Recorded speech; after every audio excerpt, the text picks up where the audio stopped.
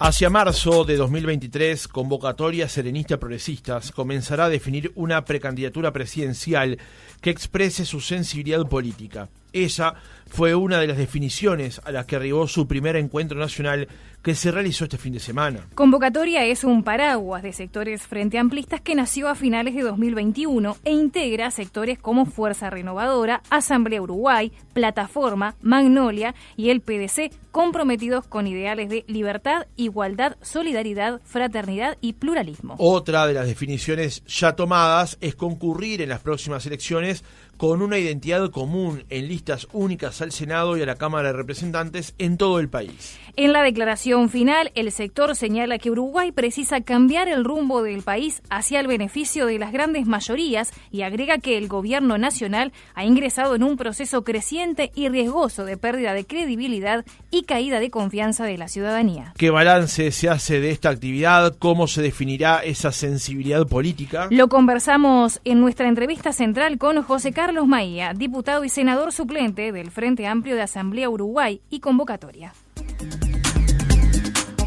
Maía, ¿cómo le va? Buenos días, gracias por atendernos.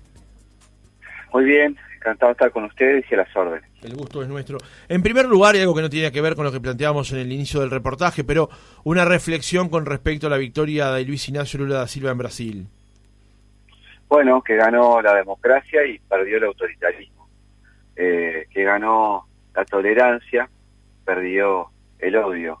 Si hubiese sido entre otros candidatos, más allá de aspectos ideológicos, yo no estaría diciendo eso.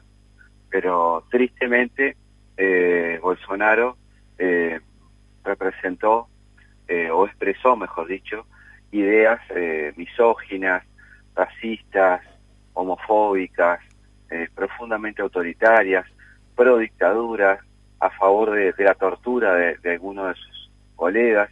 Es decir, es difícil encontrar una persona con ese poder que haya dicho y hecho esas barbaridades. Uh-huh. Más allá de eso, obtuvo una altísima aprobación, lo cual indica que a nivel de Lula y de PT van a tener que remar mucho porque la sociedad brasileña se mostró partida. Uh-huh.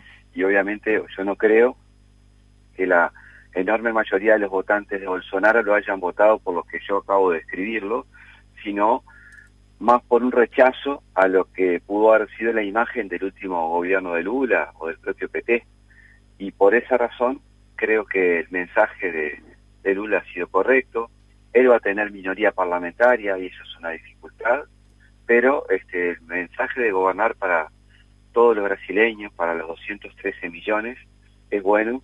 Y ojalá, en términos de integración latinoamericana y de Mercosur, Brasil juegue un papel de liderazgo positivo para esta región que lo necesita, porque ha sido una región muy golpeada por muchas cosas, por la violencia, por el hambre, por la pandemia, por la inseguridad, y bueno, uno entiende que así como todo está globalizado, se podrían globalizar respuestas que sean en beneficio de nuestra gente, o por lo menos regionalizarla.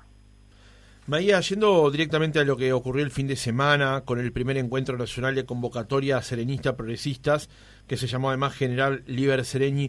En primer lugar, ¿podemos definir qué es hoy Convocatoria? Sí, es un espacio político que coordinamos distintos sectores, principalmente por su conocimiento público. Estamos hablando de Asamblea Uruguay, Fuerza Renovadora, Plataforma, Partido Demócrata Cristiano, Magnolia. Tenemos también sectores del interior, como el Frente Río Negro, o Izquierda en Marcha en La Valleja, que son grupos departamentales que se están sumando a Convocatoria desde el interior del país, grupos que son más de opinión y que no tienen expresión electoral, como los que son cristianos, los que denominados UPA, en su sigla, que son compañeros que vienen en algunos casos del Partido Socialista Uruguayo, y por supuesto una cantidad de independientes que sienten que Convocatoria los reúne más allá de la pertenencia a estos sectores, es decir, es gente que entiende que las ideas del sereñismo, de la izquierda de centro, deben unirse para incidir más en el Frente Amplio y en el país. Y la única manera de hacerlo es asumir desde nuestra parte que nos equivocamos mucho cuando fuimos separados y que tenemos que ir juntos para que el Frente tenga a su vez hacia el ciclo electoral 2024 mejores posibilidades. Uh-huh. ¿Eso quiere decir que, por ejemplo, el espacio para que nuevos sectores se sumen a convocatoria está abierto? Totalmente, absolutamente, y de hecho esto está sucediendo en todo el país. Tenemos una cantidad de sectores que a nivel departamental, que a veces no tienen expresión nacional, lo están haciendo, y a su vez hay otros que a nivel nacional tenemos una muy buena sintonía de lo que podría decirse la concepción política general, más allá de que hoy no estén en convocatoria. Uh-huh. Senador, cuando hablamos justamente acerca de la candidatura presidencial, una de las cuestiones que se designó allí o se determinó, que es que se va a comenzar a definir, valga el término, hacia marzo de 2023, para poder expresar una sensibilidad política. ¿Cómo va a ser ese proceso? ¿Cómo espera que sea ese proceso? Bueno, un proceso que va a significar recorrer el país, que escuchar mucho, así como lo hace el Frente en su programa El FAT Escucha, lo tenemos que hacer nosotros a nivel convocatoria, y básicamente analizar el panorama general de eso. Nosotros no queríamos precipitarnos en cuanto a decisiones en este fin de año, porque la verdad no correspondía hacerlo, no estaba bien hacerlo, pero el año 23 es el año del Congreso del Frente Amplio, su Congreso Electoral. En ese Congreso Electoral el Frente Amplio define su programa de gobierno y habilita quiénes van a ser las precandidaturas al otro año, el 2024. Y es un proceso que implica mucho diálogo, muchas conversaciones en el Frente, muchas cuestiones que hay que trabajar, y en ese sentido esos son los plazos. Por eso entendimos que el año que viene tiene que ser un año de comienzo de unas definiciones para poder seguir transitando nuestro camino. Sí, lo estamos escuchando con alguna dificultad, no sé si... ¿Me escucha ahora? Ahora lo escucho perfectamente, ahora sí. Le quería preguntar ahora con respecto a este mismo tema, si fijar una fecha, marzo de 2023, fue una forma de contener el debate interno con respecto a este asunto. Lo mejor fue ordenarlo, ¿no? Pero además es como le digo, sinceramente no era tiempo de hacer mejores o más profundas definiciones, porque me parece que no es tiempo de hacer esas cosas. Parece a veces una declaración de un futbolista de otra época, no de ahora, cuando decían estamos trabajando para tal cosa y no decían las cosas. El famoso cassette. Pero en este caso, el famoso cassette.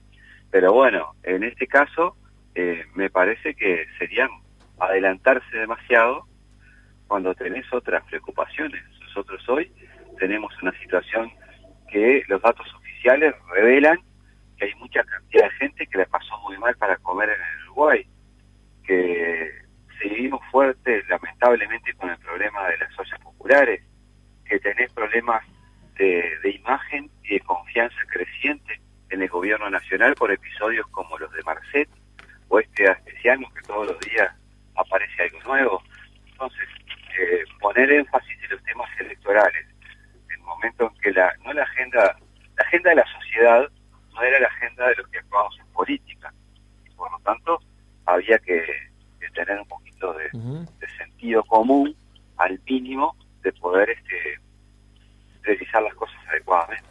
Ahora, Maía, el punto justamente donde se anuncia que convocatoria va a definir un nombre a partir del segundo encuentro nacional del mes de marzo de 2023, ¿eso quiere decir que todos los sectores que hoy integran convocatoria van a apoyar ese nombre? Sí, claro. Nosotros tomamos por definición de hacer esfuerzos comunes. Ese es un campo. El nombre que fuere lo vamos a resolver. ¿Y tiene que salir desde dentro de convocatoria ese nombre? Bueno, sería lo que tendría más lógica, pero obviamente también pueden hacerlo. Pero La pregunta apuntaba justamente, senadora, que durante este año se conoció que hubo algunas reuniones entre gente de Asamblea Uruguay con el entorno o directamente con Yamandu Orsi, y eso alimentaba las posibilidades de que justamente Asamblea Uruguay terminara apoyando a Orsi como candidato y no a alguien que surgiera de la interna de convocatoria. Para decirlo claro, Asamblea Uruguay va a apoyar lo que defina convocatoria como parte de convocatoria. Eso lo quiero decir con todas las letras, y lo mismo va a ser para cada uno de los sectores que integramos convocatoria sereñista. Si no, perdería sentido el estar juntos en esta cuestión, que no es solo cuestión electoral, es una cuestión política general, porque estamos juntos es porque pensamos de manera muy similar y tenemos las mismas ideas y visiones de Frente Amplio de país, y es por eso que estamos actuando conjuntamente, y por esa misma razón es que comenzamos un proceso de definición que nos va a llevar a tener una presentación electoral común en el Senado y en diputados en los 19 departamentos, lo cual es un hecho absolutamente novedoso para nosotros, por lo menos a los que tenemos el pasado en el Frente Liber Sereñi, porque en ese momento estábamos en una lista común de nombres al Senado, pero divididos en dos listas. Por un lado estaba la 21-21 y por otro lado estaba la 99-738. Y en los departamentos había algunos en que íbamos con una lista, en otros con dos. Bueno, este proceso, que está más lejos del ciclo electoral, nos va a permitir conjuntar los esfuerzos. Y conjuntar los esfuerzos para nosotros es, insisto, clave, porque entendemos que por errores propios de la dirigencia de los sectores que componemos convocatoria, estamos subrepresentados en el Parlamento. Si hubiésemos ido juntos, como tenemos la disposición ahora, la bancada de convocatoria sería mucho más grande de lo que es hoy. ¿Qué rol va a jugar Astori en esta nueva instancia de convocatoria o en este nuevo presente de Asamblea Uruguay? Bueno, de liderazgo, sin duda.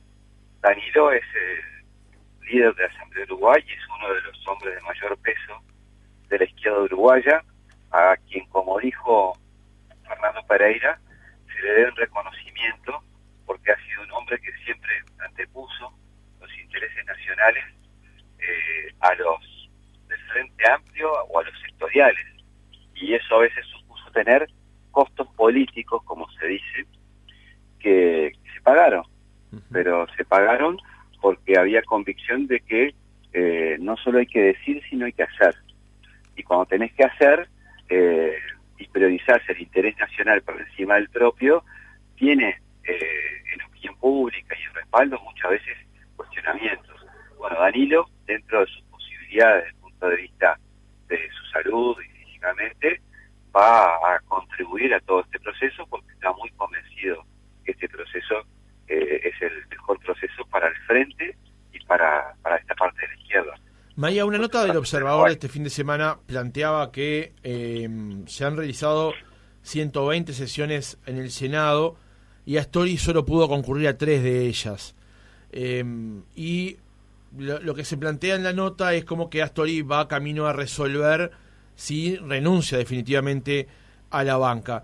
¿Por qué este proceso se ha demorado, el tiempo que se ha demorado, Maía?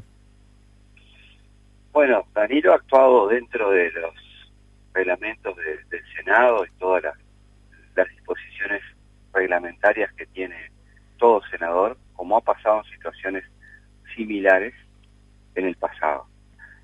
Nosotros no perdemos la esperanza que él pueda dar esa batalla de tener la fuerza física para reintegrarse, porque creo que tiene muchísimo para aportar para el país, y él lo está haciendo. Y ese es el motivo fundamental de por qué siga peleándola. Obviamente va a ser él, porque él es el titular del Senado, quien defina y tenga la última palabra. Pero la razón tiene que ver fundamentalmente con eso, con la necesidad de contar con su aporte en el Senado de la República. Ahora, se ha planteado incluso, según la crónica de algunos integrantes del propio Asamblea Uruguay, plantear como una situación incómoda el hecho de que Astori persiga, cobrando sus saberes como corresponde por ser senador, pero a la vez no concurriendo y siendo usted quien deba asumir la banca. ¿En algún momento se plantea, a corto plazo, por lo menos, dilucidar este asunto? Se lo planteó, entre otras cosas, además de la crónica, por lo que la senadora Graciela Bianchi ha planteado en más de una vez, de que ella ya no le ha votado más, por ejemplo, la suplencia a Astori.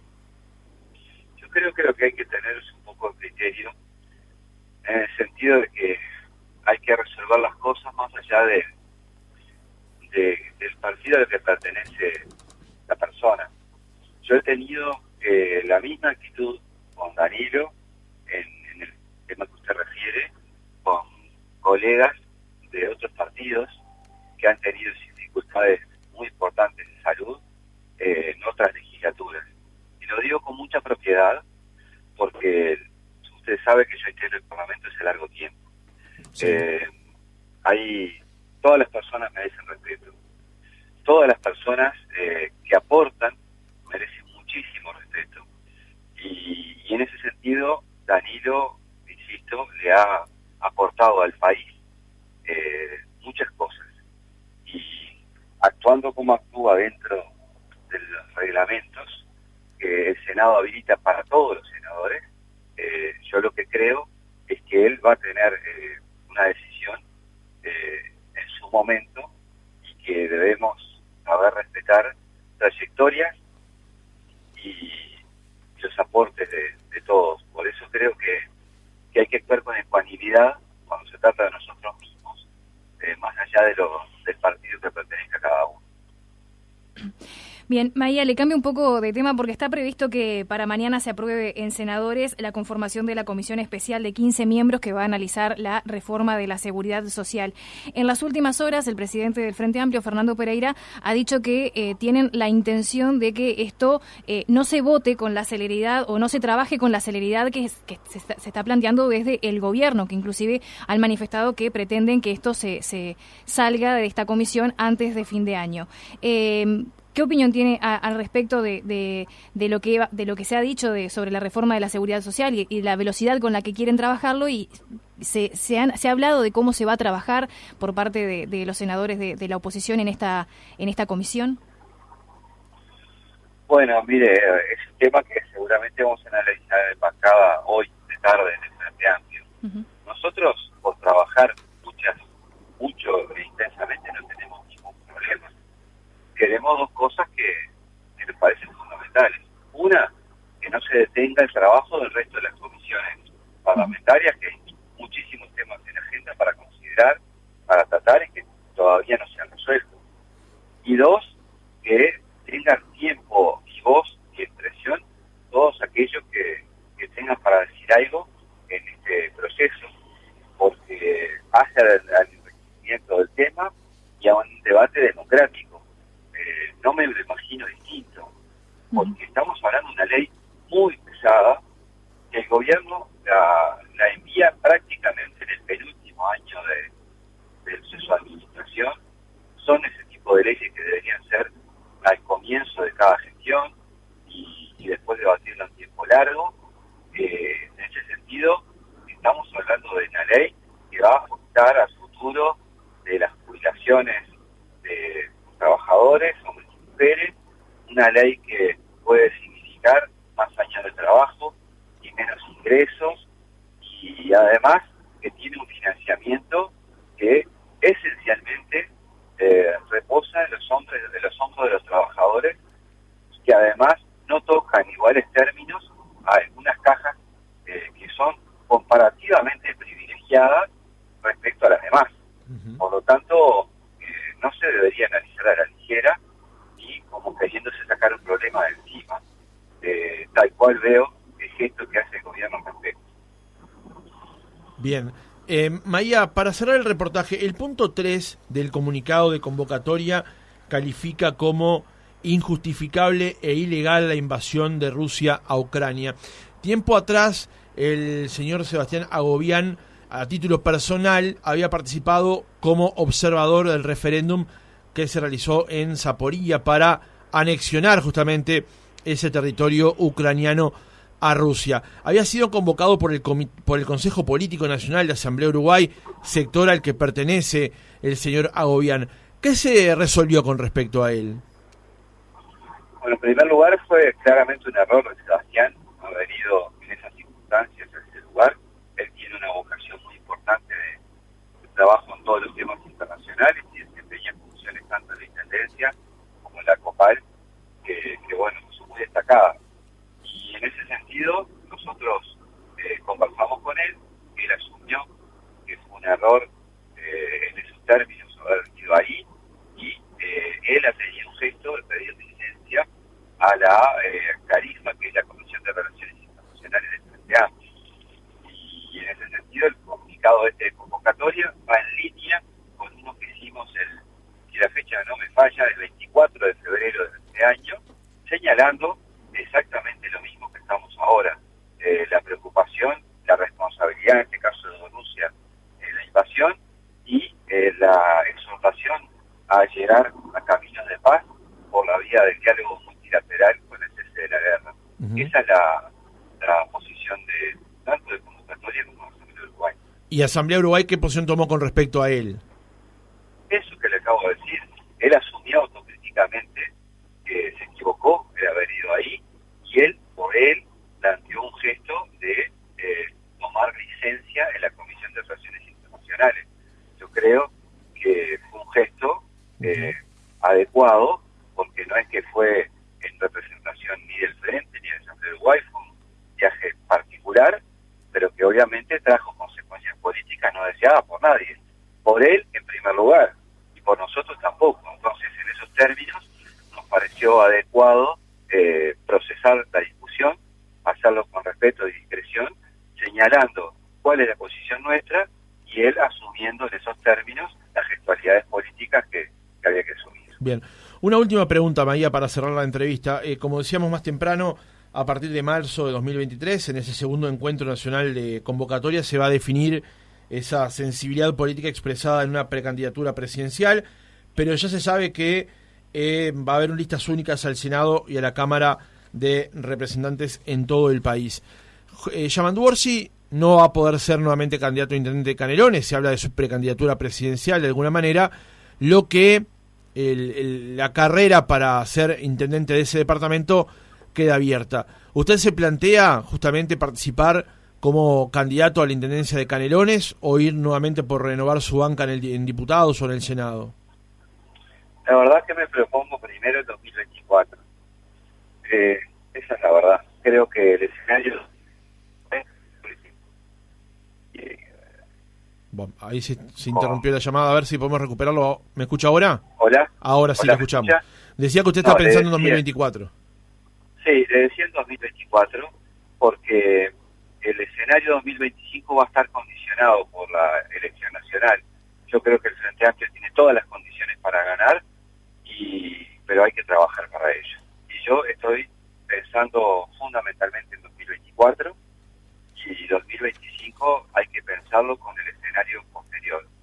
Sí, a ver, suena quizá cassette también esto, pero es lo que pienso. No tengo ninguna necesidad de precipitarme en lo personal en ninguna definición, y quiero priorizar lo que va primero, y lo primero, por la situación que vive la gente, es ganar el gobierno nacional.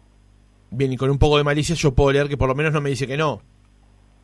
No, no le digo que no, pero la verdad lo que tengo planteado es eso, tal cual estoy diciendo. José Carlos Maía, diputado y senador suplente del Frente Amplio, Asamblea Uruguay, convocatoria, gracias por haber estado otra mañana con nosotros. Bueno, gracias a ustedes, un fuerte abrazo, gracias por la oportunidad.